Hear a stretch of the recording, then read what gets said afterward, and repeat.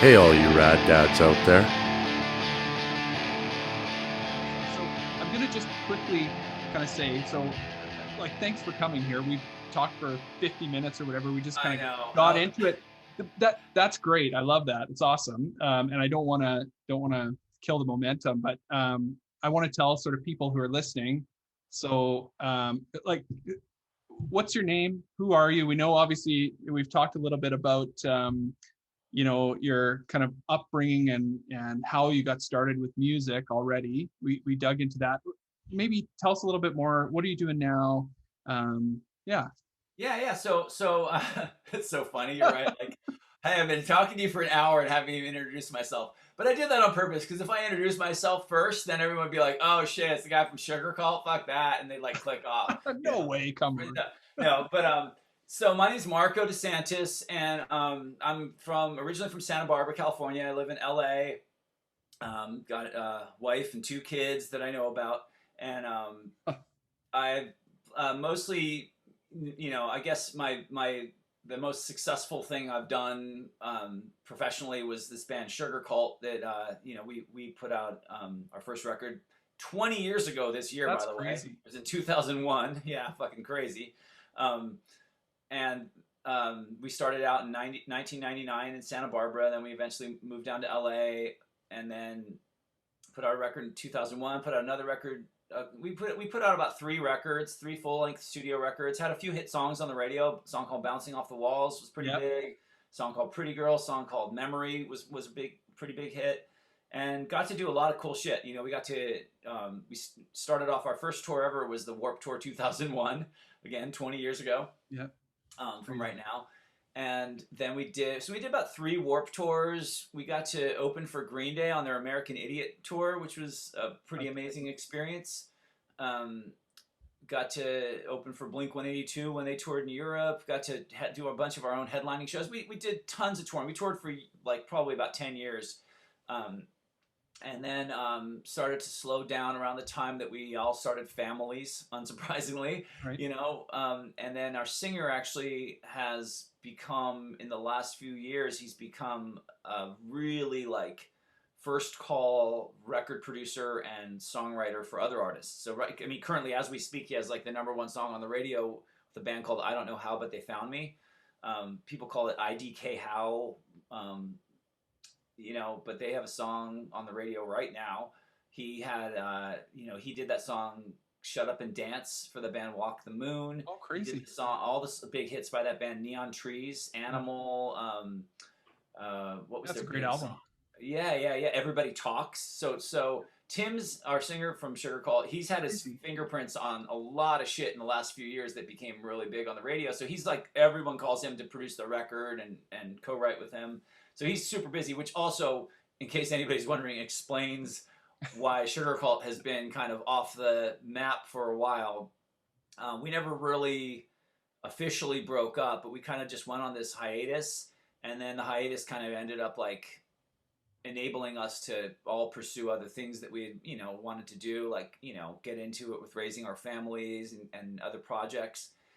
And it is what it is. It's one of those things where like I still don't know. Like I always leave a light on for Sugarcult. Like hopefully we'll come back and do something again someday. But it's not like we had a big falling out and we're like fuck you, we're out. There was never like some big like tumultuous end. It was just kind of like it just sort of like fizzled out, and then we had some drama with our record company. Eventually, we had a really great run. Everything was just amazing, and then it's just like naturally it just sort of reached a point where it was like maybe this is a good chance for us all to not just force the party. Let's not just like force this. Let's all just kind of take a beat and figure something else out, and if this feels right we'll do it again. If it doesn't, then the last thing we ever wanted to do is kind of be like, I mean, going back to what I'm saying, like from the beginning, like music should come from a playful, fun. It should be a labor of love. It shouldn't be like, I don't like the fucking idea of like, well, I do this because I need to sell some fucking hoodies and t-shirts because I need to feed my family, and that's why I'm. No, music should not be a fucking day job. Music should be that you have to protect your muse. It should be a fucking, it should be a wonderful thing that accidentally, if you're lucky, turns into a career. And then if it does turn into a career, I think you have a responsibility not to be greedy and just keep doing it because you want to keep churning out fucking hoodies and making festival money. You should do it because it's still fun. And if it stops being fun, then maybe you should get out of the way and let somebody else do it, because there's so many people who want to fucking play music. Right. And, and I get it. If someone's like, well, it's my livelihood and I got to do this. Yeah, that's cool. But like, no one, like, again, remember, you get to do this. You don't have to do this. Yeah. And therefore, if you get to do it for 5 minutes, then you got to do it for 5 minutes longer than most people ever get to do it in their life. So right. be kind of be happy with what you get. Although I'll be the first to admit, if someone knocked on my door right now and said, dude, you want to go on tour? I'd be like, hey, bro, gotta go. See you later. Let's finish this podcast later. I mean, but not because I need the money. It's because I just love the life. Yeah. I love traveling. I love meeting people. I love playing shows. I love the chaos and the constant adventure of it all, I mean, who doesn't need, everyone needs fucking money, but like, sure. I was just as happy when I was broke as a joke, sleeping on my friend's couch with like $20 to my name, as I was when I was fucking doing like naked fucking snow angels in Egyptian cotton sheets in some fucking Four Seasons hotel that some radio station was paying for. You know what I mean? Right. It's as long as it means you get to play music, then fuck yeah, it's fun, right? Anyway, so yeah, so Sugarcult, another band I have is a band called Bad Astronaut, which basically has been around almost as long as Sugarcult. We started Bad Astronaut shortly after Sugarcult. Me and Joey Cape and my old neighborhood friend Derek, who me and Joey had in common because Joey was in a band with him for years with Lagwagon, and I was had been in my early bands with him. Yeah, exactly. That's what I have kids. Like, yeah. think about, I don't know about you, dude, but we have 2 kids, and when we were first trying to have a kid, it was like a lot harder than I thought. I thought it was like, well, you just do the thing you always do, except for you just don't wear protection or you just fire the goalie or whatever. And like, even then, it like, for us to have our first kid, it took a long time. I mean, granted, I was also on tour, so that added a little extra, complexity challenge. You had to like fly her out and like clear out the back lounge of the tour bus and like, it's complicated. It's not just like, wham bam, thank you ma'am, wait 9 months, now you got a family. It's like, it takes time to just, there's no guarantees you're even going to have a kid. Right.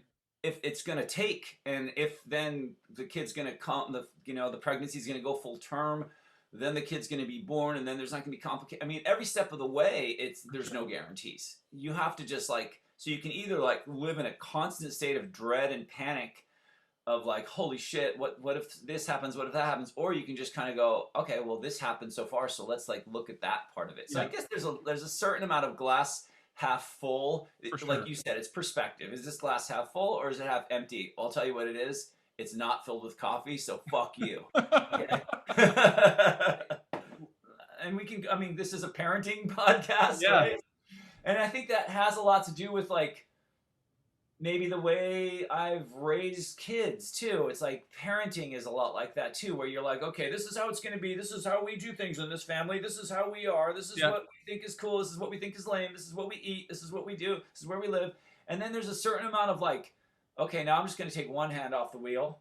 Okay, now I'm going to just like, kind of like, now I'm going to let you drive, but I'm going to sit in the passenger seat and sort of be a annoying backseat driver. And then eventually there's a time, my kid's about to turn 16, my oldest, and I'm freaking the fuck out about this shit. There will come a time where you're like, all right, try not to fucking, hopefully some of the shit that I taught you is going to stick. I already know like you're going to have to reinvent a lot of this shit for yourself and learn the hard way, but hopefully you don't learn the hard way too much. Yeah. And then there's probably a time where they move out of the house or whatever, where you literally kind of relinquish control and you're like, all right, you're a grown up, you can make your own decisions. Fuck, So, Marko, where were you in kind of your career? You just said your oldest is about 16, so that would put you right around Lights Out coming out around that time? Well, I'll tell you exactly. While we were on the 2004 Warp Tour, playing in support of our Palm Trees and Power Lines record, we were playing at Randall's Island in New York, and I was like fanboying out to the drummer of Bruce Springsteen, who happened to be there because I think his kid was in one of the bands. Max Weinberg. He Yeah, was yeah. there, and I was like, hey dude, can I get a picture with you? I was just fucking, being a rock groupie and freaking out that he was there. And my wife, who happened to have flown out to join us on the tour, she was like, hey man, I gotta talk to you about something real quick. And I was just like, okay, I'm talking to the guy from fucking Bruce Springsteen. He's like, because I thought I was about to get chewed out for something. I thought she was gonna like, bitch me out about something. I was like, oh great, I'm in trouble. So I was like, cool man. So tell me about Born to Run. Hey, can we get a picture together? I was like trying to like prolong it because I was like, oh god, I know this is gonna be fucking this. I'm on this high. I just got off stage. Now I'm talking to this fucking rock star. And my wife's just like trying to bring me back down to earth, and I just want to like stay up here as long as possible before she just pops the balloon. And then I was like, okay, and then I was like, okay, what's going on? She's like, so we're actually pregnant. And I was like, oh fuck, I was like, this is even better than talking to the guy from Bruce Springsteen. It was amazing because we had been trying for a while, and to the point where it was like, oh shit, I don't know, maybe this is not gonna happen. Maybe I'm shooting blanks. I don't know what's going on, like. And then it was like, oh my gosh, we're pregnant. That's crazy. So that was in summer of 2004. I heard about it. Okay. Then, so then he was born, actually he was born the same month that Derek died, which is kind of crazy. Oh, it was wow. very like high, low. Yeah, no kidding. March of 2005. And to add to that, there's actually kind of a crazy story, which I should tell you like I'll tell you in a quick way because I have another kid. Then we had another kid. So that's my son, the one that was born in 2005. My daughter was born in 2006. So my son was born right before right at the end of the sort of Palm Trees and Power Lines era, and while we were making Lights Out, while we were starting to make Lights Out, because that was the whole plan. We were like, we knew I was pregnant, and it was like, okay, well, we've been touring nonstop since 2001. So we're like, okay, we're leaving 2005 open because Marco's going to have a kid. Our drummer had just had a kid. Our drummer Kenny had just had his kid like a year earlier. So he was already like the guy on the road, like watching his kid do all their firsts through his, through his computer, through like Skype or whatever back then. And so we were like, okay, let's take a year, not take a year off, but let's take a year to just kind of like clear our calendar. We're not going to do any touring. We'll just rehearse. We'll naturally start writing songs again. Because otherwise it's like, we already made our first record, which is the Start Static, which is the song, the record you've taken your whole life to write. Then we made our second record, which is the quintessential sophomore record, where half the songs are about missing home and being on the road and fucking all that stuff. So we're like, well, what are we gonna do for our third record? How is this third record gonna have its own identity if we don't like allow it the space to naturally sort of happen? Otherwise, it's just gonna be another version of Palm Trees and Power Lines if we just keep on touring, And so we kind of allotted 2005 to just take a break. Yep. And then shit started to happen where we'd get these calls and someone would be like, can you play a show? We're like, oh, we're not playing shows right now. And then they'd be like, well, what if we pay you like an insane amount of money? And we'd be like, oh, well, how many days would we have to be out there? And they'd be like, we just literally fly you out on a Friday, you play the show on a Saturday, and fly you home on Sunday. And we were like, okay, sure, fine. Twist my arm. And then that happened. Like, honestly, we made more money the year we said we would not tour than probably the other previous years combined. It's one of those things where I think we had devalued ourselves because we just thought like, well, we're, we almost like had this like desperation. Like we're like, well, we started touring everyone must be mistaken. Yeah. Because they somehow let us into this party. So let's just stay in here and not try to sneak out or not leave to go to the bathroom, because then they're going to catch us when we try to get back in. Right. And then we started, when we said absolutely not, then the guarantees and the offers started coming in, and we're like, holy shit. So then we just threw something out. We're like, okay, we told our booking agent, we're like, we'll only do like, if they want us to do a show, we can only do one-off shows this year, and it has to be for this much money if we have to fly there, and it has to be for this much money if it's something that's like outside of where we live, Yep. And then they just started coming in. And so suddenly we had this like crazy life where it was like something that resembled a domestic life, but also like on the weekends we'd have like one-off shows. Yeah. And I was like, fuck, I could get used to this. This is actually kind of rad. Like, I mean, I miss the touring, and there's nothing beats touring, but like, I was like, this is pretty cool, especially since, I have a newborn baby. Okay. So let me backtrack though, because this is the more interesting part of the story. We're on tour with Green Day in America. While we're on tour with Green Day in America, you know, pregnant. They ask us, would you go on tour with us to Japan? You know, and we're like, hell fucking yeah. We love Japan. We love Green Day. Let's go. And so we kind of said to ourselves, we're like, that'll be our last tour. That'll be our last tour. We tour with Green Day in Japan. That'll be like, our singer grew up with like Green Day posters plastering his wall. Like, it doesn't get any better than that. If we can, like, we've had this nonstop touring, because we never stopped touring even while we were making Palm Trees and Power Lines, because Start Static came out in Europe and Japan 2 years later, right, and took off there. So like all through Palm Trees and Power Lines writing and recording, we were like taking breaks and jumping over and playing like festivals in Europe and going to Japan and doing like a week of shows. Crazy. So we never stopped touring for like literally almost 5 years, and we're like, we'll finish off by opening for Green Day in Japan for a week, and then we'll come home and we'll take our break and we'll make our record. Mark will have his baby. All these things will happen, and it'll be a whole new chapter for Sugarcult. Okay, life is what happens when you're busy making other plans. Yeah. We're in Tokyo, and it's the second night of a 2-night run at this giant fucking sports arena opening for Green Day, you know, and me and our singer are in our hotel room. And we're like, dude, again, what are we doing? We get to do this. We don't have to do this. Why are we sitting in our fucking hotel room checking our email? We're in Tokyo. We just fucking opened for Green Day two nights in a row. And so we were like, you're right. Get your fucking shoes on. Let's go. And we like hit the bar. There's this club that you always go to in Japan called the New Lex. It used to be called the Lexington Queen. You just go there, and like anyone who's in town is going to be there. It's going to be raging. They always give bands free drinks.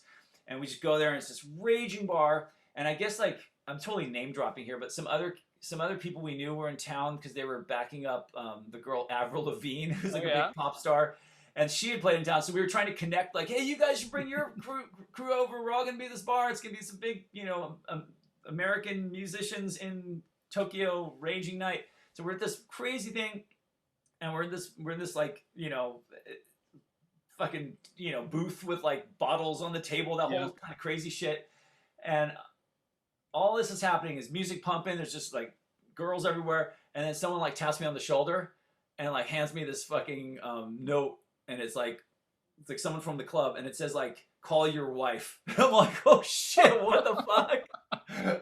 I mean, so out of context, because we're just raging at this club. And like, and I'm like, whoa, that's like, how'd they even know I was here? Like, how'd they find me? Like, how sad is that? Like, oh, I know where he is. He's probably at the fucking bar, you know? And well, it turns out like, I had a cell phone with me like in Japan, but there was like no service because we were in this bar. They had called like our A&R, Japanese A&R person. Yeah. And like, you know, my wife probably called my manager, who probably called my Japanese A&R person, who was then like, okay, I'm going to call like a couple of the different places where I think the band might be. Called that place, said, our Sugarcult there. They were like, yes. Okay, can you write this down in English and give it to the guy with a fucking big nose who talks too much? And they just found me in the crowd and like gave that to me. Next thing you know, I'm in this like little tiny production office in this dark fucking loud place in Tokyo, and I'm trying to make this like long distance call to like, you know, and I call her, and she's like, yeah, my water broke, and I didn't know what that meant, because like I'd been on tour. Most guys who are about to have a kid, like, you go to birthing classes and you do all that shit. I think I had read some of the books, you know, but like I didn't understand that my water broke meant, I was like, oh, awesome, your water broke, cool, well, I'll be home in like 4 days, so that's awesome that everything's work right on schedule, because you're supposed to be born in like 3 weeks. And she's like, no, like, I'm like literally on my way to the hospital right now. And I'm like, oh, okay, so, you know, okay, that's cool, so I'll just like get home as soon as I can, you know. Yeah.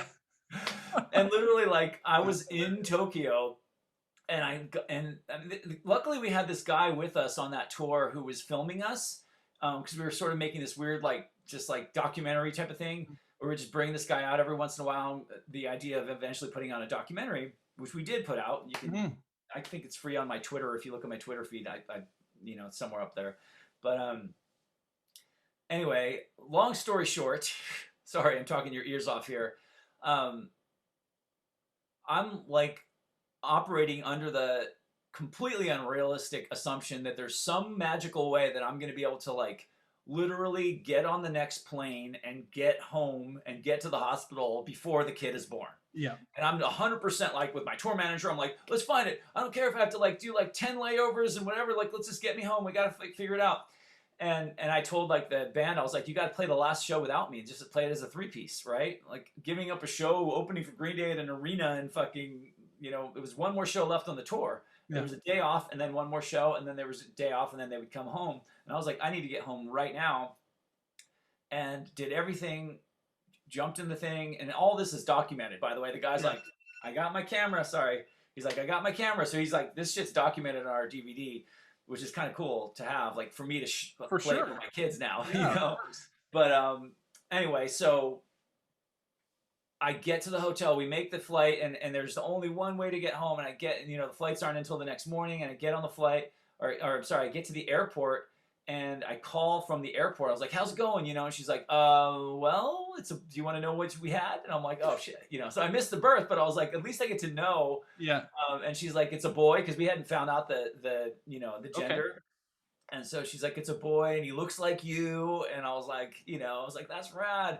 And, you know, of course, I was like, well, I'll be home soon, and I'll just go straight to the hospital from when I land. And you know, then I had this like sudden like crazy thought, like this morbid thought. I was like, great, I'm gonna fucking get on that plane, and it's gonna crash, and like she's gonna spend the rest of her life being like, well, at least your dad knew you were born, and he's gonna be like, yeah, right, you're just saying that to make me feel good. You know, and I was like, I had this whole fucking like narrative constructed in my mind. Like, oh man, get on the plane, it's gonna crash, and it's gonna be that kind of a fucking story. The end. He was opening for Green Day, his kid was born, and he fucking crashed. You know, so I was like 100%, and I'm not like someone who suffers from like anxiety disorder or anything, but like I 100% thought that was gonna happen. So I like went and like bought a postcard and like wrote her a letter and like mailed it at the airport, because you know you have like an hour to kill at the airport. Yeah. And like bought a stamp and like mailed it from the airport. I was like, just in case, I don't know if it said like just in case I die, you know, but it was just like, you know, so I mailed the letter, and then naturally I didn't die, and here I am. Yeah. So I got there and I got straight to the hospital, and there was the kid. Fast forward a year later, we're on tour in America for Lights Out. Yeah. And I'm like, oh shit, we're pregnant again, and I'm on tour again. I know how this story ends.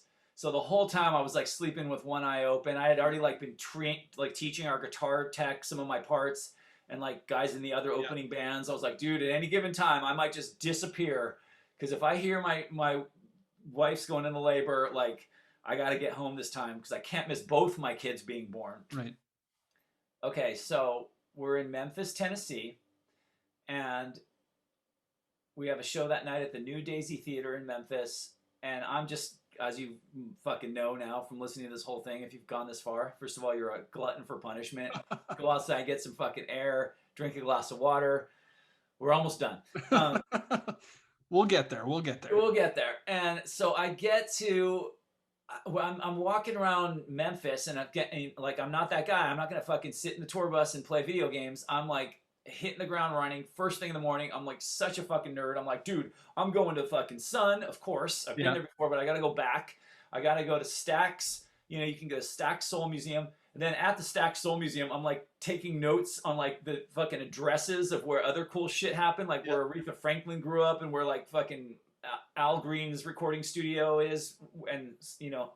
And I'm like, dude, I got to go to that place. I want to go find like the little like, it's like finding the fucking Discord house or something. You're like, I got to go find that place, because it's such a vibe when you're in Memphis. You realize like DC or like LA or like Santa Barbara or like New York, when you're checking out CBGBs and all that shit, you realize like this thing that changed the fucking world literally happened in a fucking neighborhood. Yeah. And that neighborhood is like an unassuming, just like there's some shitty little liquor store on the corner and some kid just riding his bike down the street, and then you take a couple turns and you're at the place where like fucking Elvis Presley history was made. Yeah. You know what I mean? It's insane. Same thing happened when I was in Europe. I went to I had a guy drive me around Liverpool when we were in Liverpool playing shows. And it's the same thing with the Beatles. You're like, dude, they were fucking, it was like me, Dave, and Derek. They were literally, they weren't a band because they wanted to be a band. They were a band because they lived in the same neighborhood. Yeah. It just was random chance that they happen to fucking live around the corner from each other. And it's like the same thing everywhere you go. So I always like, I say that to emphasize, like, whoever might be watching this, look around wherever you are and don't sit there going, well, it's too bad I don't live in fucking the East Village and it's not 1977, because otherwise I could be the Ramones and Blondie and the Talking Heads. Yeah. Like, you are the Ramones and Blondie of the Talking Heads. Just fucking do it in your neighborhood. Do it where you are, and then make that the rad thing. Anywhere that any scene is ever growing out of. Detroit, Michigan. If you go to Motown Records, it's just a little fucking craftsman house. And then they bought the house next to them, and then they bought the house next, and then eventually they bought the whole block. You know, they never actually thought, let's build a skyscraper. They just bought the whole neighborhood and turned it into like a fucking soul factory, you know? Yeah. And same thing in Memphis. Anyway, so I'm in Memphis nerding out on that trajectory. And, you know, I'd seen Sun, and this sounds kind of rock star and prima donna, so I apologize. But I literally was like, it's really hard to hail a taxi. This is before Uber and Lyft. It's really hard to hail a taxi in places like Memphis. It's not like New York where there's just fucking taxis going by every 5 minutes. So I had this one taxi, and I needed to see a lot of shit because it's like I was, you know, sound check was going to be at like 3 o'clock, and I needed to see a lot of shit in a short amount of time. So I had this taxi, and I was like, can you just kind of like come with me for the day and like leave the meter running while I run inside and take a bunch of pictures? Because I didn't want to have to keep calling another taxi.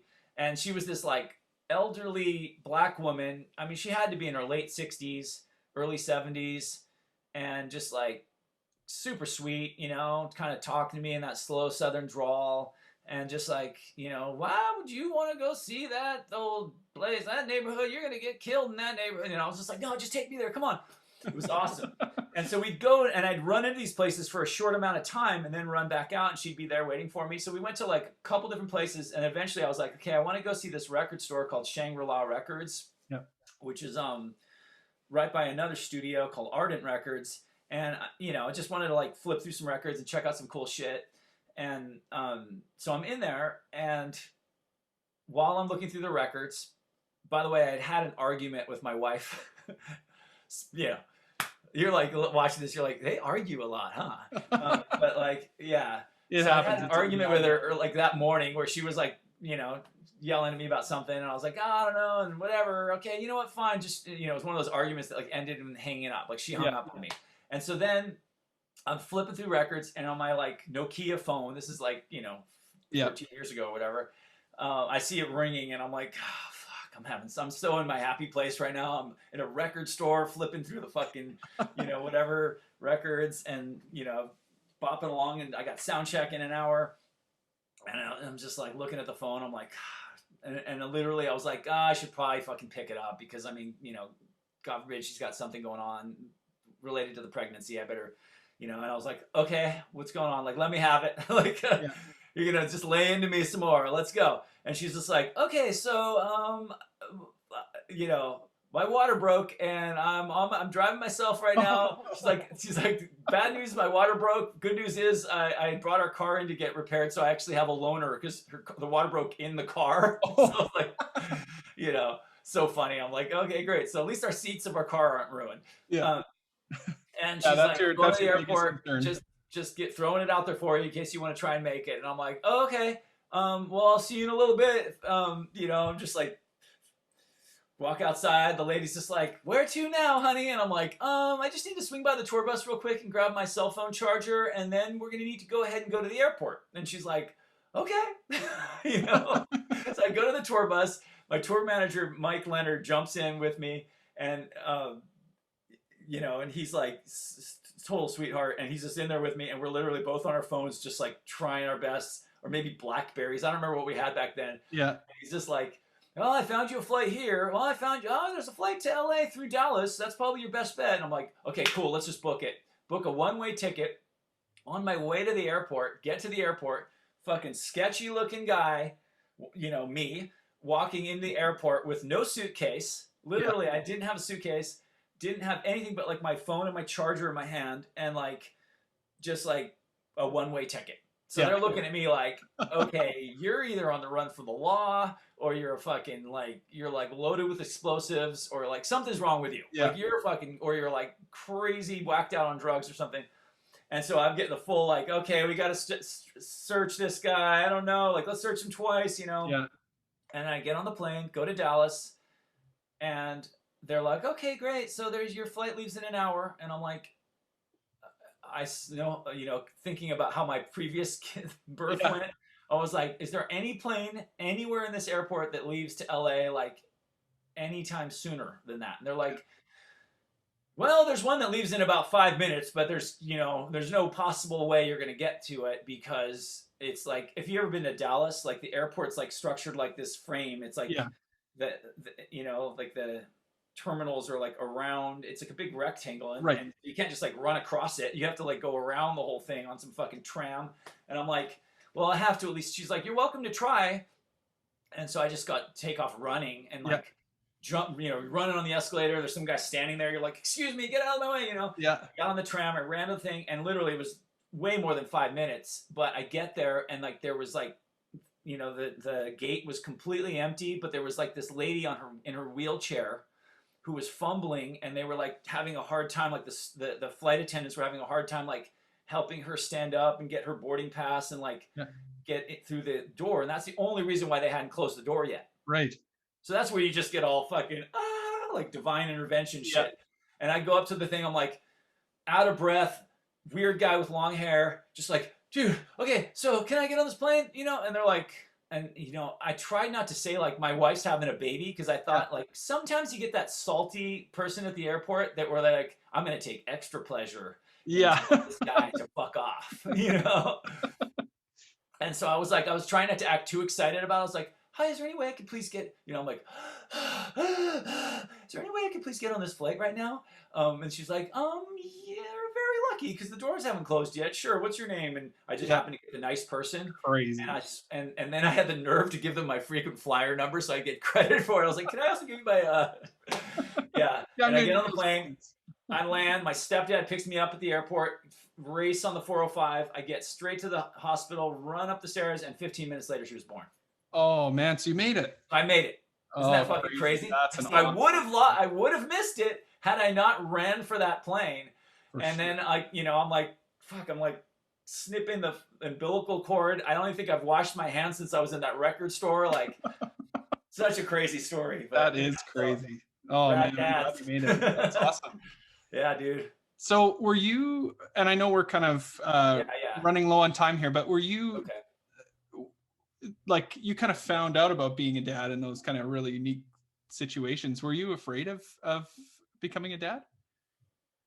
Not really, because it's something I always saw myself doing. It's something I always wanted, There's like probably like two things I, thought about when I was younger. I was like, I definitely want to be, I definitely want to like play music, and I definitely want to have a family, And of course, both of those things seem equally far-fetched when you're like, 15 years old, just thinking about like, what do I want to do with my life? And then you just kind of go, how am I going to make those things happen? Well, I don't know.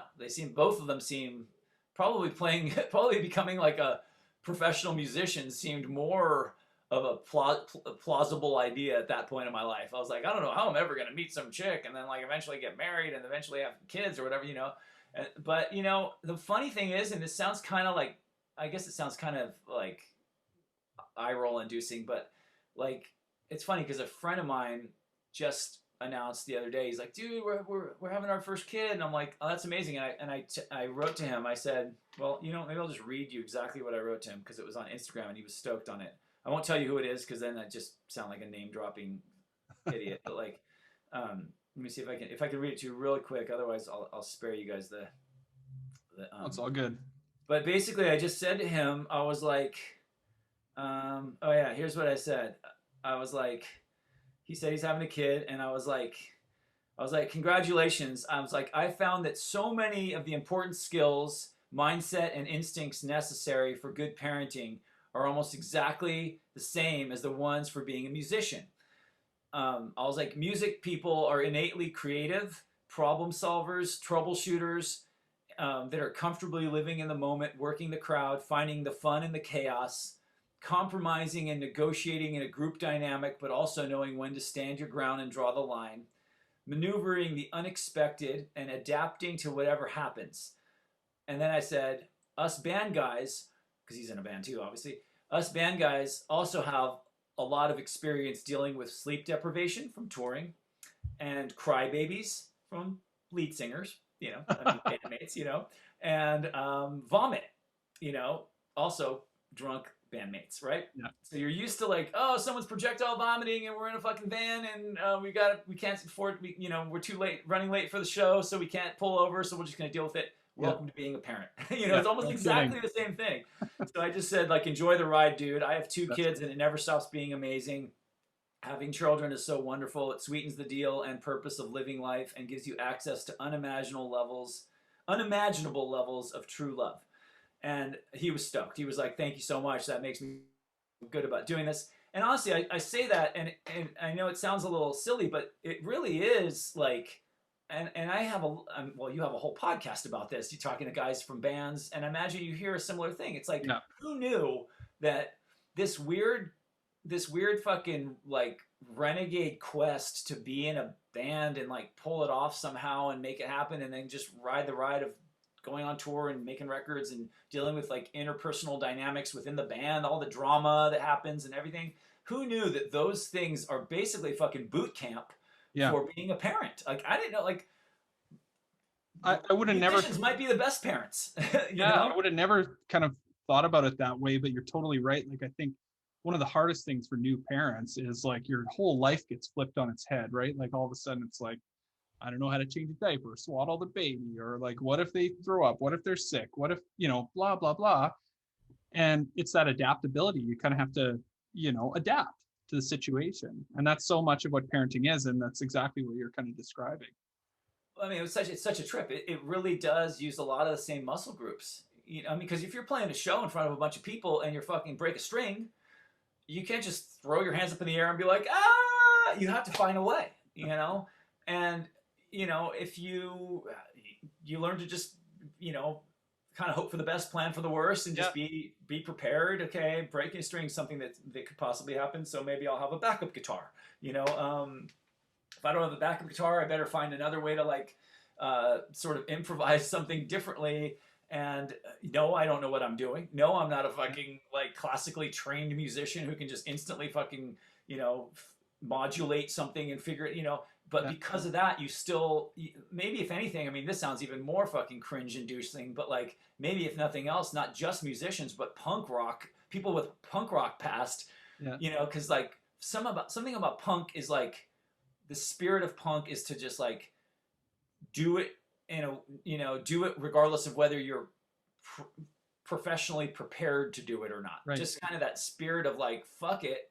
Let's, like I said, we're in our room trying to learn songs by other bands and it sounds like shit. So let's make up our own songs, kind of making up your own rules. And there's, you know, all these years into it, I look back and I look at people who have done that with their, they've applied it to their family life. They've applied it to their people. Lots of people I know that come from punk rock and have gone on to start incredible, you know, other journeys in their life that have nothing to do directly with music. They've started businesses, they've started restaurants, they've started all kinds of things. And I think it all comes from the same source, which is kind of rad. Someone who I'm always really proud of is Fat Mike, because he was really like, I saw him like every step of the way. And I mean, there was something about NoFX that indicated that they were doing it. For one, they were from another town coming to our town. For two, well, the other bands just played and then just drank beers. These guys played and then just drank beers, but handed out little shitty fucking Xerox stickers that they made on one big sheet and then just cut up. It just said NoFX, and it looked like crap, and it faded the second they got wet. But like, you sort of went, oh, this guy has some business acumen. He's going, you're having fun, here's a little souvenir to bring home, and chances are you're gonna like stick it on your wall in your room or stick it on your skateboard. And so he just sort of had that impulse. I don't think he exactly knew what he was doing, but he just had that impulse to like, hey, why not? I'm gonna do this, why not I do it this way? And then eventually, you know, he continued to go on that trajectory and started Fat Records and did all those things. And you know, everything he ever did. You know, Fat Records was like, hey, we're always recording at the studio. The studio is hard up for cash. We have some money now. Why don't we just buy the studio where we always record and make it our own studio? You know, hey, our merch guy is always ordering T-shirts from this place. Why don't I give him a loan and let him start his own merch company? You know, like that sort of attitude of like doing it, kind of creating your own world, your own universe within the means that you have. And I think that's kind of what you're doing when you're starting a family. Really, when you're starting a family, what you're doing is no different than when people start a band. You start out not knowing what the hell you're doing, and you take that sort of just leap of faith, just going, okay, well, lots of people have done this before, so I'm probably going to be okay. And then you, like I said, you flunk upwards. You learn from, you know, oh, I thought my baby was hungry, but they're still crying, so maybe they need a diaper change. Oh, I thought they needed a diaper change, but they don't have that. Maybe there's something else. And you just kind of, you kind of learn while you learn as you go, you know? And I mean, what else can you do? Yeah, it's that DIY thing, right? Like, it's just, I'm not an expert at this. I don't really know what I'm doing, but I can figure it out. And I mean, like, how old are your kids? So I've got a 2-year-old and a 5-year-old, both girls. Okay. Oh, those are fun ages, man. They're fun and frustrating and terrifying and things. It depends. It oscillates. Every step of the way, it continues. Like, there's always like these, you know, I don't think it ever like, there's no there. You never like, oh, made it through the terrible twos. Now, you know, there's always another like level of things that are awesome about it and things that are completely terrifying about it and frustrating and all that. And my kids are now 14 and 15, going on 16. And it's like, it's the same thing. But one thing I've done with my kids is like, I can't remember who gave me this advice, but I kind of went, now that they're this age, I mean, when your kids are 2 and 5, you probably can't do this, but like, I look to my kids and I'm like, you guys, like, I want you to, at this point, like, you're part of this too. And like, I've never been a dad before, first of all. I've never been a dad before. Before you guys, I was never a dad.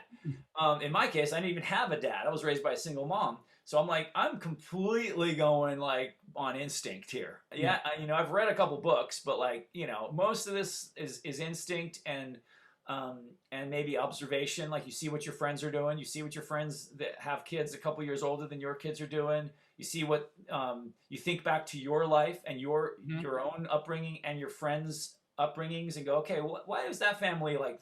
Why did that kid turn out like that? Well, let me think about it now that I'm older. What were his parents like? Oh, when I go to his house, his dad was like fucking yelling and throwing shit across the room all the time. Oh, that parent was like allowed us to like fucking rent porno movies from the fucking video store. You know, that parent let us do whatever the fuck we wanted. This parent had really strict rules and dinner was at this time. And then you sort of put it all together and you go, okay, let me take what was good about that, what was good about that, and what are some of the evidence are how those people turned out. You go, maybe that person, you know, we all know those people in life where you're like, that person was never fucking told no. For sure. Or that person was given way too much fucking heavy shit when they were way too young to carry it, and now they've spent their entire adulthood like feeling fucking, you know, like miserable and depressed and bummed out because they just never got to be a kid, you know. And so like you learn by like trial and error, not unlike when you're learning how to play an instrument or forming a band. You learn by like, hey, what's that guy playing? Oh, what kind of gear is that guy using? Oh, I noticed that guy wraps his cable around his guitar strap, and that's probably why he never pulls his guitar. The thing never falls out in the middle of the show.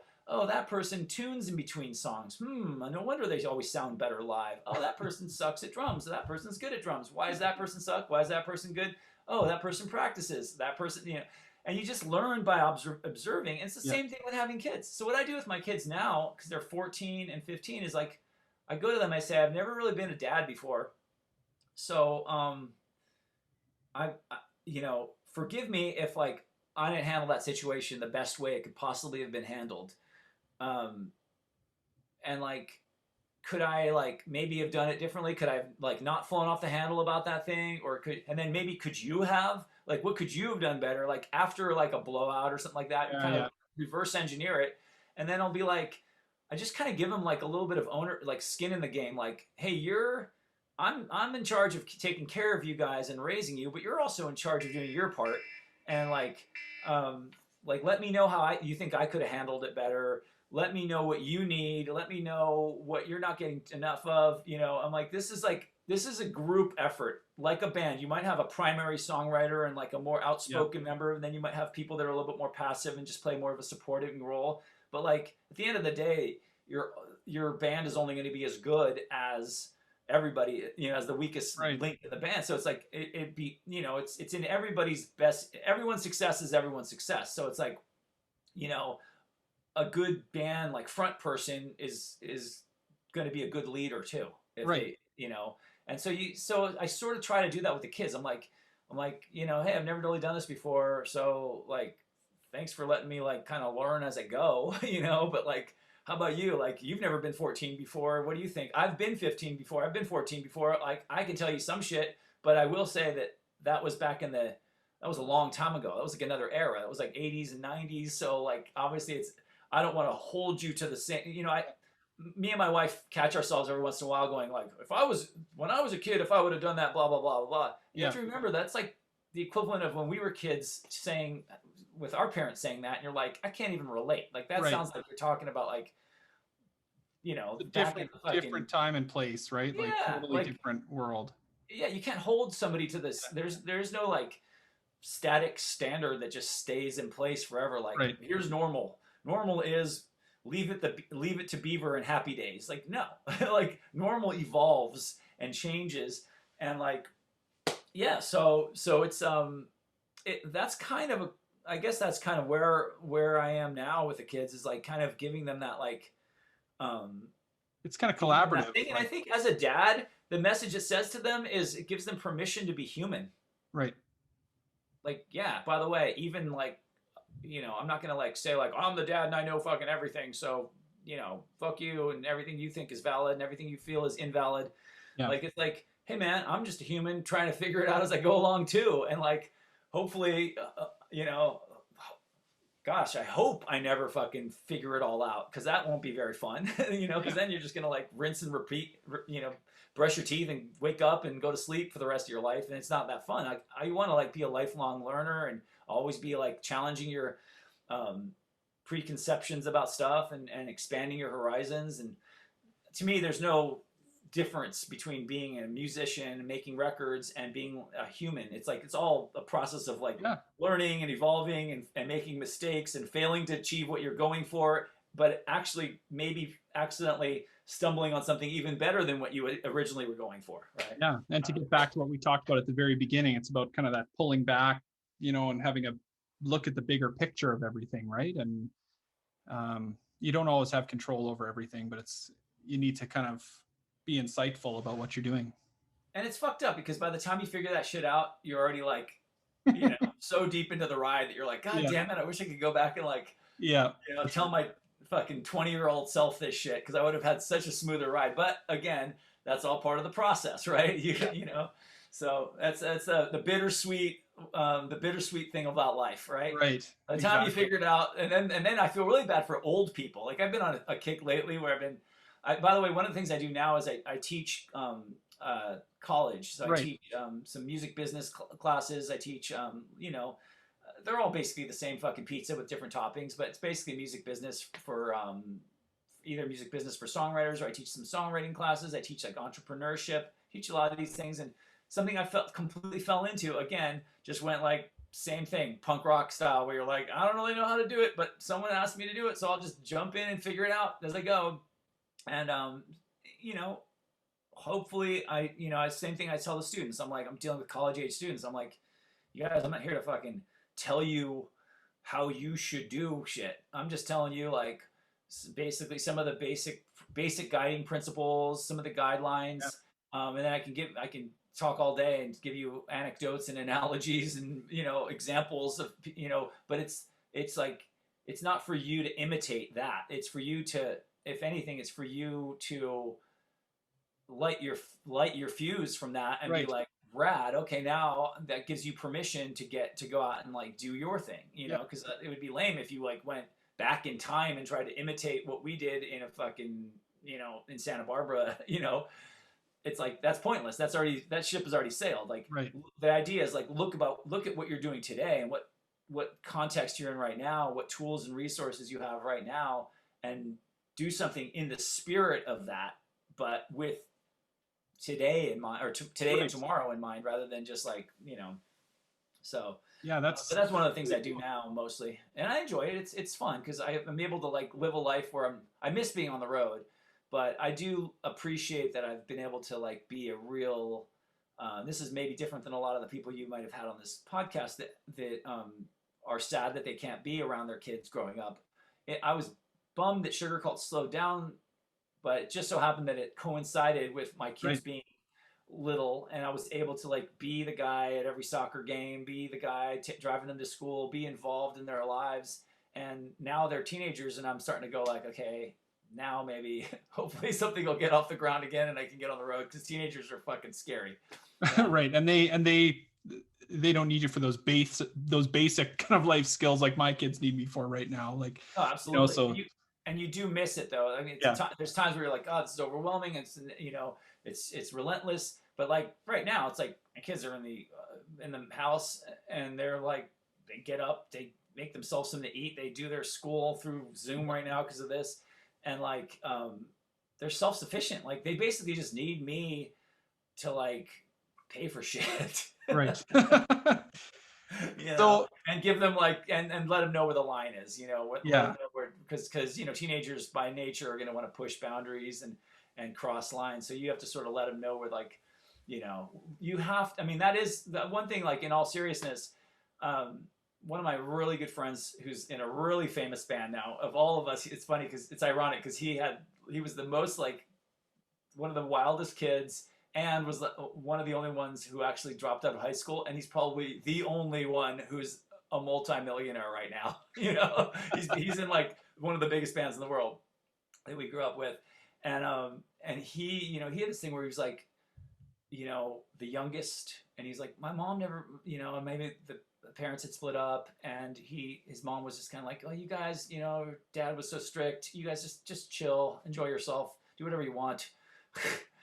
Out of love, like Yeah. thinking that's what I just want you guys to be happy, which is, it comes from a decent impulse, but unfortunately, he was like, no one ever showed me where the wall was. Right. So if you don't learn where the wall is at home, you're going to look for it. It's our nature to keep going until we hit the wall. And so if you don't find it at home, you're going to find it with the law, or in a less safe environment. in a less safe environment. And if you do find it, if you ever get there, if you don't crash and burn before you even get there. And he's like, and years later, I realized, like, luckily he ended up thriving and getting together. But like, he's like, I realized, like, damn, all I ever really wanted was someone to tell me absolutely not, and someone to yell at me for doing the shit I did. He's like, I was looking for that subconsciously. And I think that's one of the things that the fucked up things about teenagers. You almost have, in order to do your job correctly, you need your teenagers to kind of hate you a little bit. Yeah. Like, you don't want to rob them of they need to, like, you need to give them something to push against. Otherwise they're going to find it somewhere else, in a place that doesn't unconditionally love them. Right. So Marko, this is a Rad Dad show. Are you a rad dad? I don't know. I mean, I suppose. So what's a rad dad to you?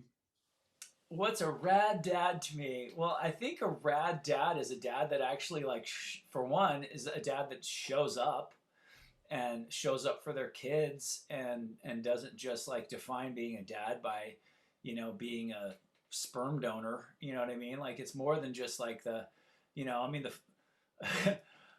fun part of making babies is over in, like, 3 minutes. Did I just say that? You did. It's public now. Yeah. But yeah, it's like the real work starts when you actually have the kid, and then you're like, okay, well, my job, it's my responsibility to keep this thing alive. Luckily, like, a lot of that stuff just kicks in. It's just instinct, because we're, as much as we forget, we are animals. Yep. And most of that stuff is instinct. It's like when your kid is freaking out, you're not like, hold on for a second, let me go get my What to Expect When You're Expecting book and The Expected Father, and like find the right chapter in it. You're just like, oh, keep my kid alive, and you just figure it out. Most of this stuff is just, it's instinct. It's already in us. I mean, you and me and anyone listening to this thing or watching this thing, we are all descendants, we're the proud, the few, the descendants of I like that. like badass fucking survivors that Yeah. somehow made it through like rain, sleet, snow, and fire, and fucking glaciers, and tigers and lions and all kinds of shit. Like there's so many things that could like that humans were vulnerable to and susceptible to, and plagues and fucking Spanish flus and so many things that happened. Of course, right now we're going through Yeah. this, you know, and we are, so we're all pretty good. If we're still hanging out right now, we're pretty good stock. We're at least, we might be kind of weak and soft, but like people who we came from originally way back when were people that were like, when it was still like sort of natural selection, where it's like Right. you're only gonna fucking pull it if you can hang, you know. So somewhere deep down inside of us is that, and you know, you have that to go on. You go, okay, Yeah. well, you know, That's like the foundation. And but yeah, you're drawing a distinction, like kind of a difference between just kind of being a parent and being able to do that aspect, and then sort of like, you know, fatherhood or being a rad dad being maybe something a little bit different, maybe something a little more nuanced. well, I think a rad dad too is one that's like,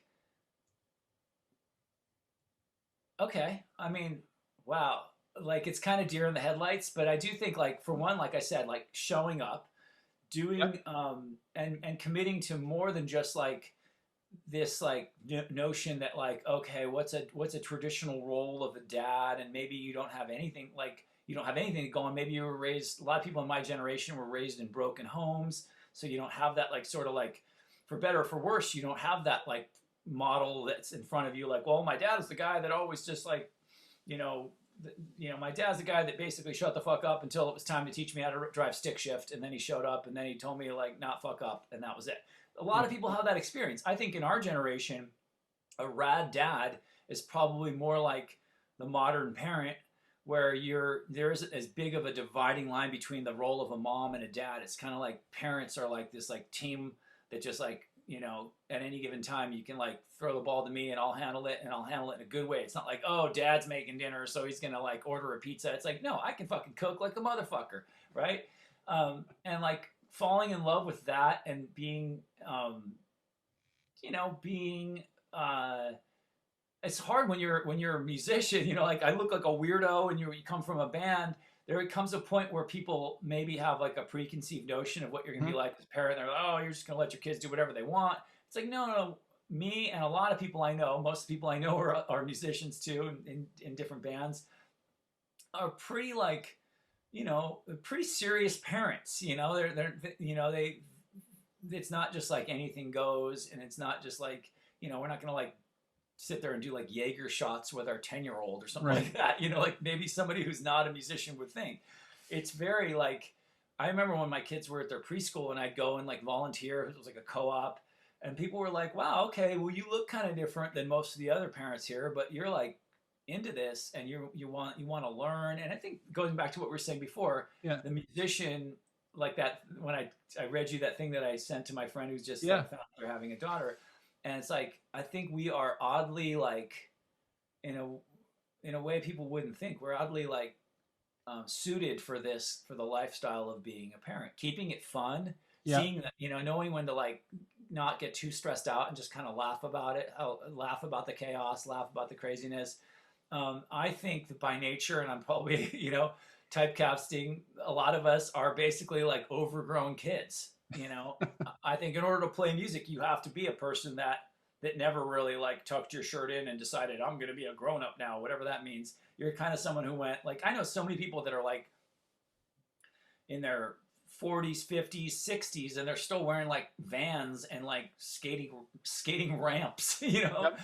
I think our generation, you know, anywhere between your age and my age, like we were lucky enough to have that, where there was never like this social expectation where it was like, okay, now as soon as you hit the age 30, you're supposed to stop being fun, you're supposed to dress like a square, you're supposed to do this, that, and the other. We were kind of like, well, I'm just going to keep on rocking until someone tells me to stop. And so far, no one's really telling me to stop. And I look at my the grandparents, you look at like the Rolling Stones and Bob Dylan Yeah. and Paul McCartney, and they're still rocking. And Yeah. you're like, they look like they're still having fun. They haven't needed money in like since before I was even born. So they're obviously doing it for the right reasons. Then you look at the like Joey Capes of the world. You look at Fat Mike's, people in their 50s that are still playing in bands, and you're like, I don't feel like it's ridiculous. I feel like they still have something. Look at the Descendants. Look at Stefan and Milo and all them. They still have something to say, and they still are having fun. And it just gives you that feeling where you're like, it kind of empowers you. You're like, okay, so the whole thing, like you used to see on people's whatever, you used to see like such an annoying little quote, but you'd see that thing that said like, don't grow up, it's a trap. Yeah. And it's like, it's kind of right. Like, yeah, it's true. Growing up means like throwing out your sort of like inner child with the bathwater and becoming this boring sort of like husk of just like, you know, set in your ways, sort of judgmental, whatever. Like then no, I don't want to grow up. Like what's in it for me? Especially since, spoiler alert, I read the fucking page, the last page of the book, and it says we all fucking die. You know what I mean? So it's like, if that's the case, then let's have fun. Yeah. And let's like be lifelong learners. Let's have our imagination. Let's still like go on adventures. Let's still do the things that society tends to like relegate to being young and wild and free. You know, there's something to be said for maybe settling down to a certain extent. Once you have kids, you probably want to like live somewhere so they can like, you know, not on someone's couch. Yeah, you probably want to have some kind of a steady form of income so that you're not just kind of like constantly just going for like, hey, who knows, like, you know. So, but like other than that, it's like, dude, I think kids relate to parents that come from rock and roll, whatever you want to call it, that come from creative arts, because those parents haven't had that part of them either by being willing volunteers or by being victims of circumstances. They haven't had that part of them sanded off yet. Yeah. So you're kind of like kids. So that's what a rad dad is. You're basically a kid, but you're an older kid because you can go like, oh, check it out. Don't do that because I've tried that before and it sucks. Like I did it with my kids when I was teaching them not to touch the knives. You put the knives on this shelf, then you put it on this shelf, then you put it on this shelf. You're like, what the fuck am I going to do? Put these things in the attic? At some point, it's like, come over here for a second. Check this thing out. Look what happens. Look at that scratch on my hand. You know what? Check this out. And I like got a cutting board and I just like violently like stabbed the cutting board so the knife was like going like this. And I was like, and they were like, whoa. And I'm like, I know. That thing's so scary. Like you do not want to drop that thing on your foot. You do not want to mess with that thing until you're ready because that thing's sharp.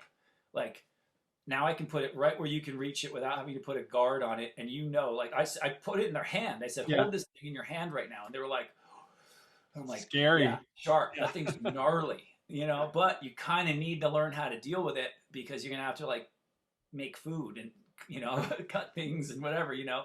And the same thing with fire. You're like, fire, I can't just like, at a certain point, you just find ways to like be their parent without like,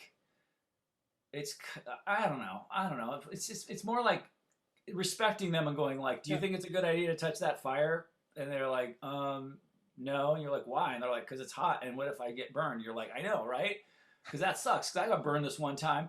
And approaching it more like that rather than just like, get the fuck away from that fire before I spank your ass. You know what I mean? Yeah. Where then Do you're what just I making say. it go, oh, dude, he's not here. Now we can touch the fire. Yeah. And we won't have consequences. It's like, no, you don't touch the fire because you're going to get in trouble. You don't touch the fire because you don't want to get burned. You know? Right. So I think that's part of being a rad dad is maybe being having a little bit more of a modern approach rather than the old school, like, don't do that or I'm going to beat your ass with my belt or something like that. So you kind of brought up two things. So one is sort of it like engaging with your kid, being present. I think that's the word you use, being present and engaging with them and kind of having that, you know, relationship where it kind of flows both ways. But you also talked about sort of, you know, some of that maintaining some of yourself, I guess, right? And making sure that you as a dad is still you, right? And that's important. And so kind of that musician upbringing you had kind of flows into everything that you do. But let me ask you this. So what has changed about you since becoming a dad? That's a really good question. You know, like, first of all, what you just said is so important. Like, I think it's really important to model life for your kids, not just like tell them what to do, but actually show them like, hey, check it out. I'm someone who has like something like that I love to do, and I found a way to do it. And kids love And, that. and you know, like our friend, our friend Chris, who's in the Foo Fighters, or our friend Joey, Uncle Joey, who's in Lagwagon. You see all these friends we have, and I'm like, well, let me tell you what they were like as kids. They were, this way and that way and that, but they always like practiced their instrument, and they always did the thing. They didn't do it as a school assignment. They didn't do it because their parents made them. And if anything, they had to fight to do it. And so you sort of use that as experience, like where you're like, you can do something you want to do. If there's something you want to do with your life, you can do it. And hopefully I'm like a living example of it, and people in our community are examples of it, where like it's not easy, but it's also not impossible. And that makes it sort of takes the cape off the superhero. Right. And it makes it feel like, wow, okay, so whereas when I was growing up, I mean, my mom had been in the arts, so I had the idea that it's possible to be a kid and have a dream and then actually turn that into a career. My mom was in the world of dance, and like modern dance. She wasn't like a stripper, she was like a choreographer and everything.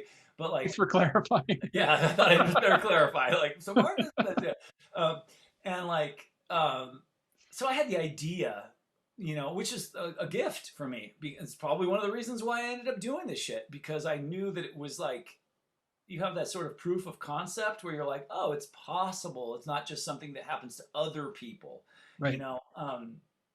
And then luckily I had a lot of friends in my community that, like I said, Toad, Sprocket, RKL, Lagwagon, they kind of went and found it, and that makes it seem all the more possible. And then they come home, and you meet them at the bar at Thanksgiving, and they're like, dude, fucking, this is what's up. This is where we went in Germany, and this is where we were in Atlanta, and this is what we did after the show, and this is what that venue's like. And you start to like, this thing that seems like a fantasy starts to actually take shape and become like an actual attainable thing. Mm-hmm. So hopefully that's the message we send our kids. It's important, to tend to who you are as an individual, to tend to who you are in your relationship, because your kids are learning like, okay, is that what people are supposed to do? So when you have a big fight, you don't just go, okay, mom's an asshole. You say, me and mom had a disagreement, and here's the thing, she sees it this way, I see it this way, and it's like, we're probably both, neither of us are probably right, but we're trying to figure it out. And sometimes in order to figure it out, you have to kind of like wrestle with it. And like, you give them that thing where like, you're kind of going like, instead of leading them to believe that like, if you have a fight, it must mean you should like not be together. It's like showing them that like, hey, that's par for the course. Yeah. And how you handle it, and then maybe how you follow up on it later on. Let them see you talk to each other, even if they can't understand it yet. Let them see you go up to your significant other and be like, I'll be the first to admit I probably could have been cooler. I'm super, like whatever, stressed out or whatever. And then sort of show them that, because I think kids are learning. There's somebody told me a long time ago, they said this quote, they're like, kids, something like, I'm probably misquoting it, but like, it's like something like kids don't learn what you tell them, they learn what you show them. Right. And I know that's kind of like parenting 101 at this point, but it is so profound. No, it is for sure. Yeah. And you remind yourself of that too, because I forget it, and then I remember it, and then I forget it, and then I remember it. That's part of what keeps it alive and keeps it fun. Yeah. But I think that's a good baseline. Like, am I modeling the behavior? If I'm telling them they spend too much time on their phone, how much time am I spending on my phone? Mm-hmm. If I'm telling them they need to go to bed on a reasonable hour, why am I staying up till fucking 3 a.m. every day? So, and of course you always have the out of, well, I'm the adult, so I can make my own decisions, and but at the same time, there is a certain like, I remember being a kid, I remember being 15, and I was pretty like, probably because I listened to a lot of punk bands, you read the lyrics and you get pretty like, socially aware, socially conscious and aware. And I'd read like Maximum Rock and Roll and, and all kinds of little columns. And it made me really like, I was the kid in high school that would like raise my hand in history or English and like spar with the teacher, with respect, but also with like, I don't know, man. That's the way they want you to think it is, but the way I think it is, it's just that they probably should have punched me. But like at the same time, I was like, I'm not gonna just sit here and let the fucking same old story go along and just be passive. If I'm here and I know better or I know different, then I'm gonna speak up. And if they're welcome to like, and lots of times they would be like, they'd completely fucking shut me down, and I'd be like, oh shit, you're right, sorry, never mind. Yeah. You know, but lots of times they'd be like, actually, what you're saying is right. And I like how he said that, because this is true, that blah, blah, blah, and it would actually turn it into a discussion. I welcome my kids to like push. It's not like don't talk back is the vibe. It's like, tell me I'm wrong. I don't know everything. It's tell like me why kind of critical thinking kind of thing. Yeah, like critical thinking, dude. That to me, I mean, to go to another like long, long overquoted thing, they say, be the change you want to see. It's like, what I want to see is a world where people are actually fucking think about shit and are critical thinkers, and not just like sheep that just do whatever the fuck they're told. It's the last thing I'm going to do when I have the opportunity to raise people, is encourage them to just like do it just because I said so. It's like, be a critical thinker and argue with me, but actually bring up but back it up, back it up with some like, why do you think that? Why do you say that? Based on what? Based on, okay, cool. And it's like, I always preface it with like, why do you think this? Why do you think that's a bad idea? And then I follow it up with, and also just because I said. And I'm your dad. So you live in Afghanistan, so you got to follow my rules. But I also am glad that you can. So it's because isn't that life? It's like you have critical thinking, you have the ability to reason, but you also, unfortunately, for better or for worse, you live in a society, and someone's the boss, and someone's the teacher, and someone's the fucking lead singer or whatever it is, and you got to learn to balance that out. Like, how do I find that? How do I balance out the, how I wish it would be with how it is, and how it could be with how it is, and so that's that. I mean, hopefully that's what's going on. Again, we're just all fucking driving by Braille and figuring out as we go along. It's not like I've ever done this before, What are the most rewarding things about being a dad? Well, for one, it's probably, I mean, I will admit, and I think a lot of music people can tend to be somewhat self-absorbed people. You do sort of get into your own little universe of, and it can be pretty like, look at me, come check out my thing, how much, look how popular we are, blah, blah, blah. And I think that, having kids becomes the like, sort of the funeral for your selfishness a little bit, where you finally fucking love something more than you love yourself. Yeah. You finally care about something else more than you care about yourself. So for us, music types that sort of can be a little self-centered, for better or for worse. I mean, it takes a certain amount of that in order to even like be the kind of person that gravitates. If all you want to do is play music, then you're probably in an orchestra pit somewhere. Right. Or you're probably composing music for film and television. Anyone who's in a band that tells you otherwise is probably lying to you. The reason you're in a band is because you fucking are a show off. You know what I mean? Because you like making music and you want to demonstrate it to people. You want to share it with people. You want to, get up there and play it for somebody. So even if you're insecure or you're, humble or whatever, there's still a certain, there's something in you said, I want to play this for somebody now. So that by nature means you're the kind of person that like is a little bit self-important. Yeah. So having kids, I think, is a wonderful way to counter that, because finally there's something that's not just about you. It's something about outside of you. And so it directs you to something else. And I know a lot of people probably have kids to sort of hope that they can raise like a mini me, so that kid can like realize all the dreams that they didn't get to realize, or so the kid can basically be an extension of them, and which is another reason why I've never forced my kids to play music. Sometimes I wish I would have, but I always want my kids to find their own path. And like, if they want to do music, then I'll encourage them. And like, my daughter was like interested in, and I was like, okay, here. And I set up some instruments in her room. I was like, let me know if you want me to teach you how to play any of them. But, or you can go on YouTube, because I know no one wants their parents to show them shit. But like, and then, if she's into it, she's not. But I'm not going to like make her feel like ashamed of herself if she doesn't become a musician. It's like, no way. Like, just do something, Yeah.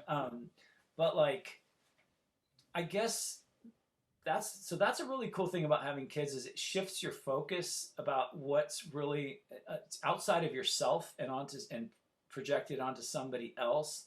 And what was the original question again? Because I'm such a fucking. Well, you kind of answered two questions. So I had asked you a little bit earlier about what has fatherhood changed about you, and I think that's sort of what you're talking about now. Right. But also, like, what's rewarding about being a dad? Yeah, so I think all those things. I think the opportunity to to raise a person and to have kind of front row seats to watch human nature to sort of Amazing. take its course. It's fucking amazing. Like it never gets old. You're watching somebody when they're learning how every step of the way. Like you're watching somebody laugh for the first time. You're watching somebody sit up straight for the first time. You're watching somebody crawl, walk. All those little those little small victories. And just to watch that happen and then get to the point where like they get to the age where you can start to connect and remember how you were when you were that age, and then it's like, oh, watching a kid playing with Legos and you're like, oh my god, Legos, right? And they taking them to like a theme park that you've been to and you're like, oh my god, watching them go on like, you know, it's a small world for the first Yeah. time and be excited, knowing all the while that like you're like, oh, at some point you're going to consider this a really boring ride in a few years. And then in a few years, this is basically going to be your free hotel room when you come here with some other, someone you're on a date with. And, then eventually one day you'll take your kids on this ride. It's like the ride evolves through your life. Like, when you're a little kid, you're probably like hanging on really tight, like, Yeah. holy shit, I'm on a fucking boat and there's all these weird things. I don't know what's going to happen. And then when you're like a big kid, you're like, this is the boringest ride ever. Let's go on Space Mountain instead. And then when you're like 16, you're like, all right, hotel room, The metaphor for life itself. right? Isn't it? But anyway, so like, that's to me, that's the biggest reward is getting to not only have a front, it's like more than having a front row seat. It's like somewhere between having front row seats to watching human evolution happen or human beings growth.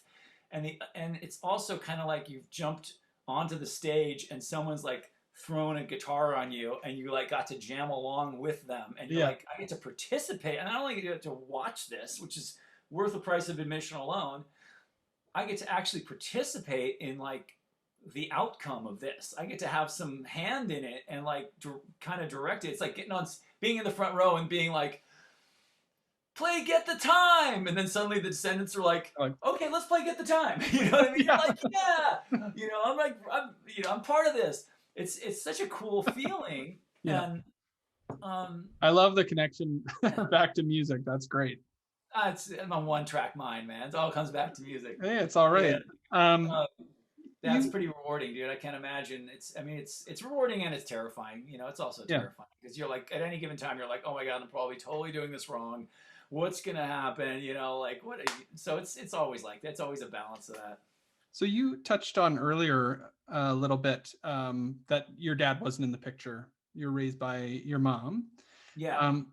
And as we're talking today, like you're quite insightful and introspective about your parenting style. So how does that kind of factor in? Like where do you think we talked a little bit about your experience in the music scene and how that has affected your parenting.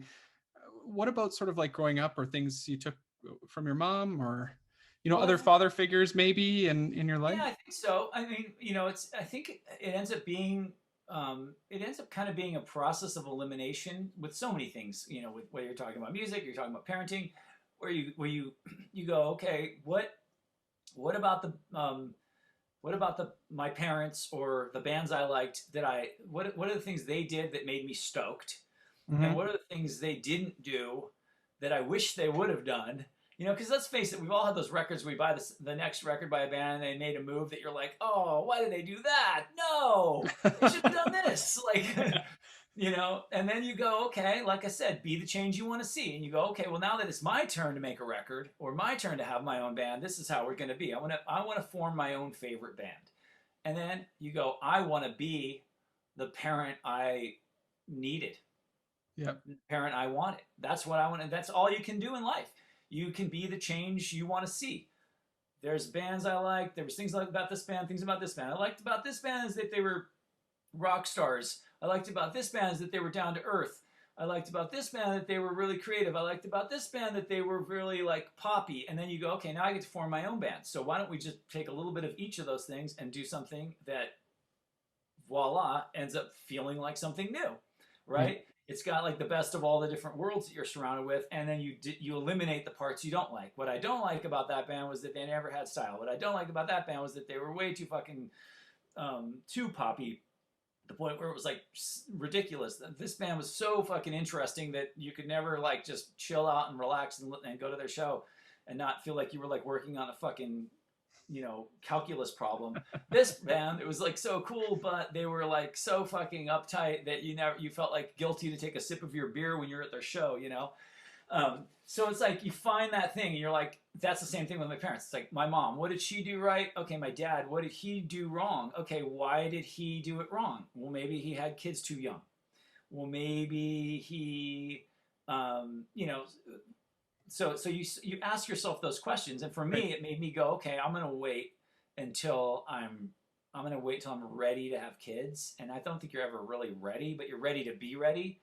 And ready to me meant I've already got enough of my things that I've wanted to accomplish in my, I don't want to say professional life because it sounds so cheesy, but like at least in my music life, I've got enough of those things that I've done where I feel like having kids, in case having kids means I have to stop those things altogether or at least reduce them, I'm not going to be bitter. I'm not going to be like, fucking kids are the reason I don't get to fucking be a rock star anymore.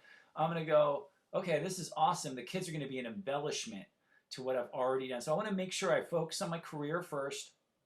And then if things work out, and luckily they sort of did a little bit, at least for me. And like at that point, there was like this natural progression where it just felt like I also want to make sure I'm in a relationship that's like have some like, you know, years behind it, not just like my parents met when they were, you know, I think I was born like a year or two after my parents even met.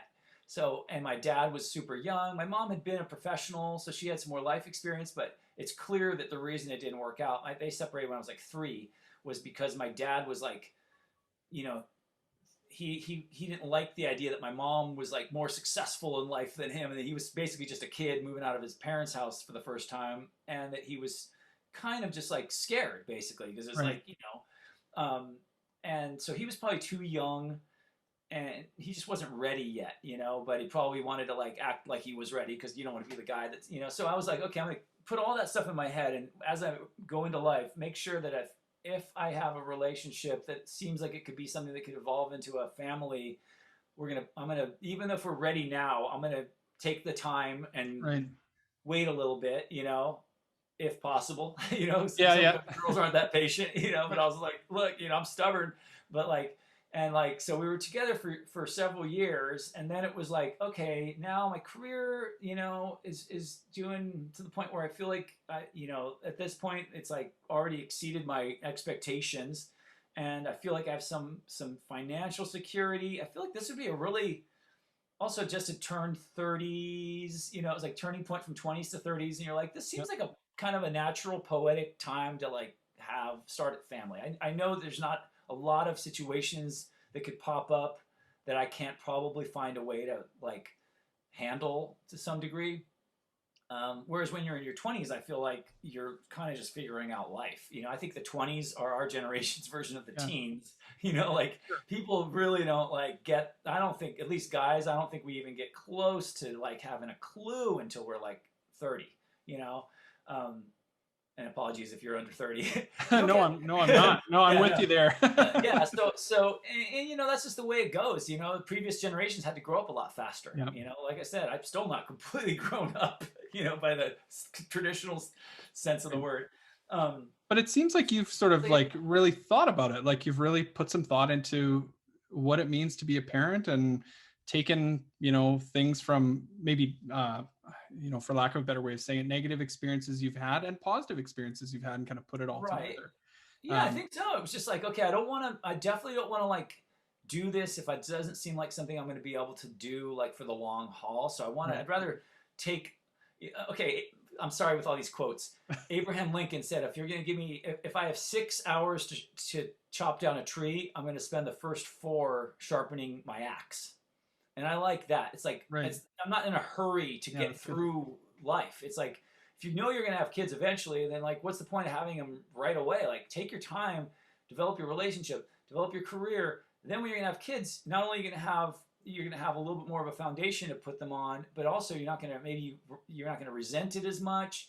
And then maybe your kids will also learn from that, and they're gonna be like, oh, okay, cool. So there's more to life than just having kids. You also do, like, my kids are like, they trip out when they hear about shit we did before they were even born. They're like, wow, you guys like had lives, did all these things, and I'm like, yeah, it's crazy.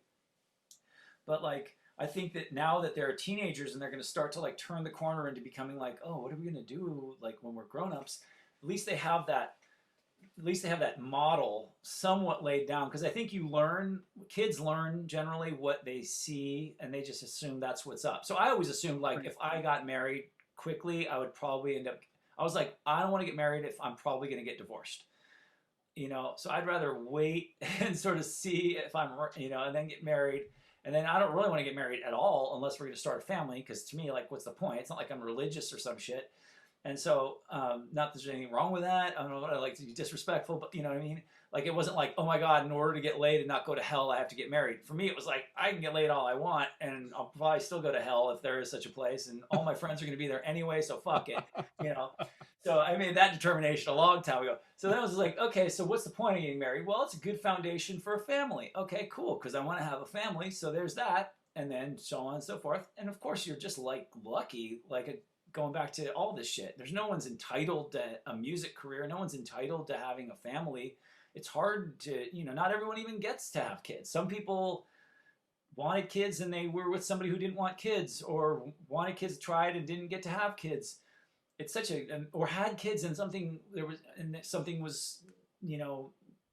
their kids weren't healthy or something like that. There's so many things that you have to just sort of count your blessings and be like, fuck, dude, could be better, but certainly could be worse. Yeah. And like, wherever you are, you just kind of go, I'll make it the raddest thing it can be, Yeah, I like that. So we do a kind of little segment on this show regularly called the Rad Dad, Bad Dad feature. And it's an opportunity to share like a really rad moment, kind of blue ribbon dad moment, and also maybe a less rad moment. It's not really being a bad dad, but everybody's got those stories of like, oh my God, why did I do that?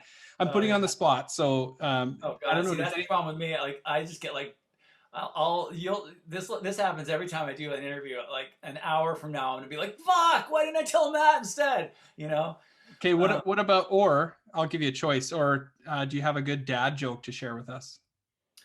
Oh, dad jokes. Yes. Oh my God, I feel like I inadvertently flip out dad jokes without even trying these days. But let's see. I have really good musician jokes, but those aren't really dad jokes. I don't know. I can't think of a good one right now. You can get back to us. I'll give you one. My daughter just told me the other day. Let me get this right. I don't want to ruin the punchline. Okay. Why did the pilot paint his jet? Why is that? It was too plain. Oh, I love that. That's a good one. Yes. Yeah, you could get back to me on that. The old ones, the old standbys, like, what do you call a cow with no legs? Ground beef. What do you call fish with no eyes? All that stuff. There was one that I really liked, but I don't know how much of it. Now that I think about it, I probably shouldn't have told my kids it. Because you got to hear it now. Getting wasted, but there was two whales in a we're in a dive bar together, and already you got the joke. There it is. Yeah, two whales were in a dive bar together, having a couple drinks, and one of the whales went.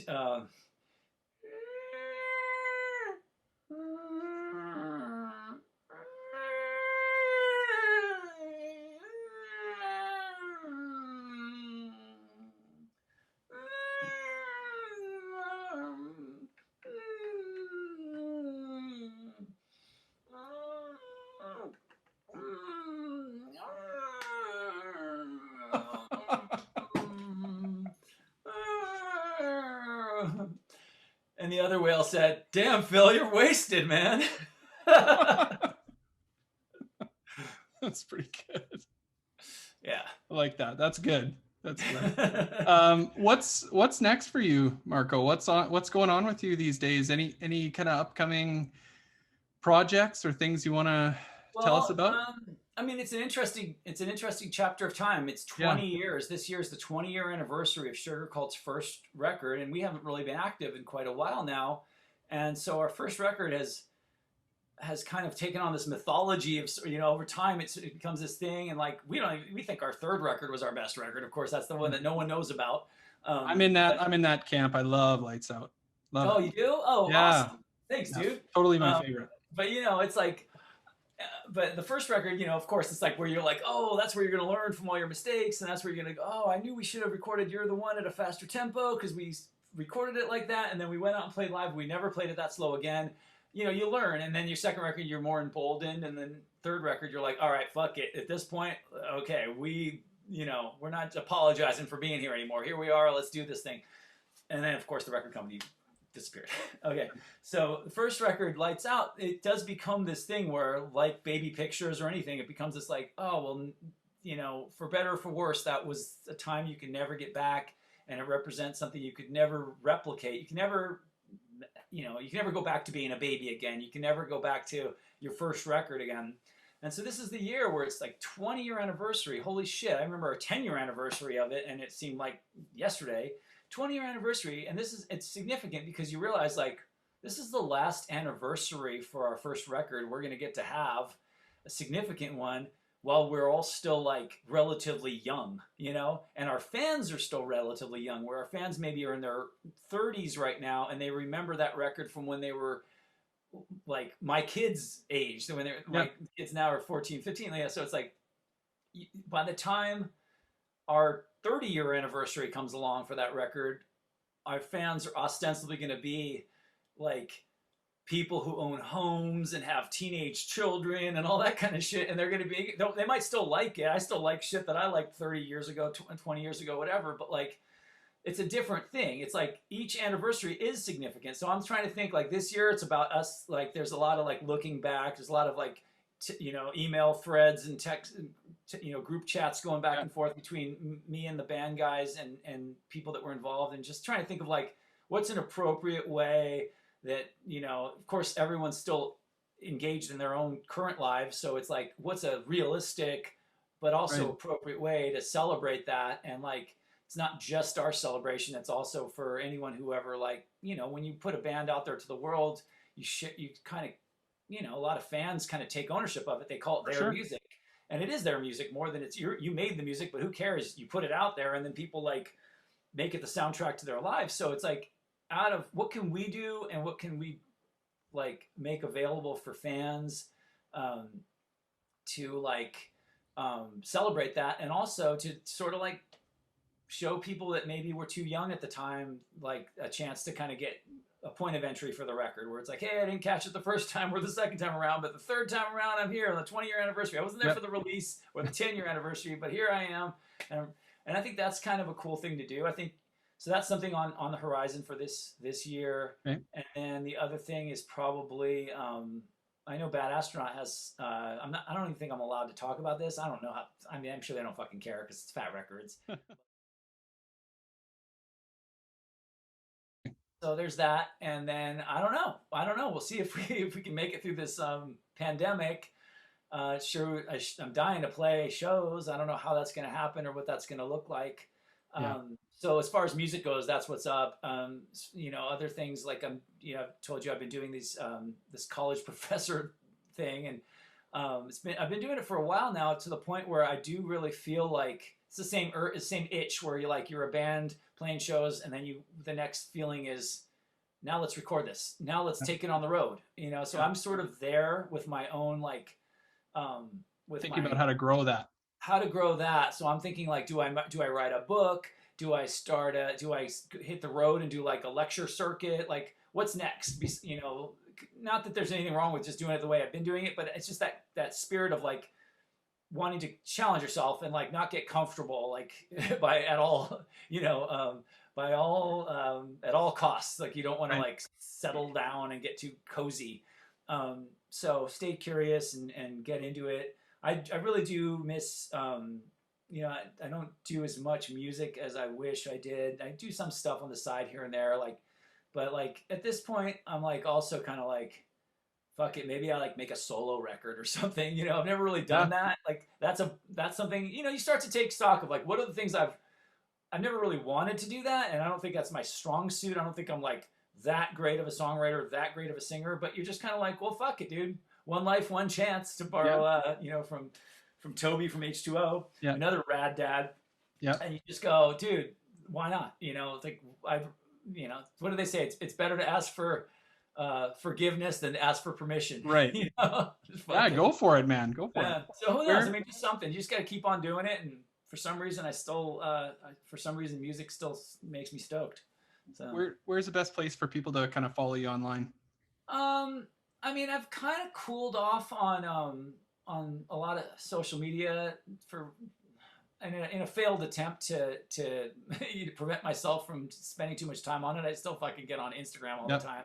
So Instagram's probably the best, and I'm probably gonna end up like posting more shit now because why not? Fuck it. It's kind of fun and people appreciate it. So Instagram's just I think my Instagram's just Marko DeSantis, just my name, MARKO DESANTIS, and then Sugarcult Marko is my Twitter, and you can, I don't know how to work it. Like I've had the same amount of followers for like 5 years, so I think there's like some kind of thing I didn't do right, because it's like it's not like Twitter's a different beast. 43 people followed me and never unfollowed me or added me. It's just like, not that I think I should have more, but I'm like, something about Twitter doesn't work. I think I need to like reload it or something. And then I turn it off and plug it back in again. Maybe I need to figure that out. But mostly Instagram's probably the best. So you can like, DM me on Instagram or just like comment on a picture and I'll usually get back to you. Cool. I mean, I love communicating with fans. I talk to the Sugarcult fans on Facebook, on our Facebook page a lot. Sweet. There's really no Bad Astronaut, like official thing for Bad Astronaut other than like Joey Cape's stuff. But well, we'll keep our ear to the ground for that, obviously, this year. Yeah. And anybody who's out there, honestly, it's like, hit me up. If you want to reach out to me, you can, people are surprised. Like they'll send me a message on Instagram and then I'll be like, yeah, cool. What's your address? I'll send you a fucking Bad Astronaut sticker or something. And they're like, really? What the fuck? And I'm like, dude, I'm not that busy. You know what I mean? Like this shit's fun for me, So like, don't be afraid to say hi, whatever it is, That's awesome. Well, Marko, thank you so much for coming on the show, giving me so much of your time today. I really appreciate it. It was really fun. Shared some super fun stories. It's good getting to know you and hearing about, your perspectives as a dad. Any last words for dads out there, advice, or maybe dads to be? Dads to be, well, definitely, definitely worth looking into. If you're out there and you're like some dude who's like, man, I don't know. First of all, they're really fun to make. Okay. Step one. And as it turns out, they're super fun it's just a super fun adventure to go on. It's super fun to raise kids. It's not that much of a pain in the ass, and the fun, far outweighs the hassle, and the reward far outweighs the risk. It's definitely like, I mean, honestly, we could talk because your podcast is about dads. You're a dad. If you're listening to this thing, if you want to be, if you are a dad, you know what I'm saying. I don't even need to say this to you. But if you're someone who's like, man, I don't know about having kids in this world, don't worry about any of that fucking shit, okay? Don't be the guy who uses, oh, well, the world's so fucked up, so I don't want to have a kid because they're going to have to navigate. The world's always been fucked up, okay? The sky has been falling as long as there's been people, okay? Yeah. Same thing goes for music. There's been 10 more reasons why you shouldn't pursue music as why you should at any given time. 100 years ago, the fucking music industry was over because radio started, okay? Yeah. Now it's over because of fucking streaming. Next 10 years from now, it'll be over for a new reason, and it was over for a fucking different reason 30 years ago. And then there was like in the 80s when everyone had a fucking Reagan punk band because we all thought we were going to die in a fucking nuclear war, Yeah. So trust me, you only get fucking this much time. So get rad, have kids. It's kind of the only, it might be the only fucking thing that's worth really doing. I mean, there's really not. I mean, what the fuck do you exist for? You know what I mean? And here's the other thing. Like in my never to be humble opinion, I'm kind of evangelizing. Like more rad people need to have kids, because otherwise you're going to be living in a fucking world full of like idiots and like idiots kids. Because like, you remember that line in that band from the 90s? I've been around the world and found that only stupid people are breeding. Yep. More smart, fun, interesting weirdos need to fucking have kids, and not let the you know, hateful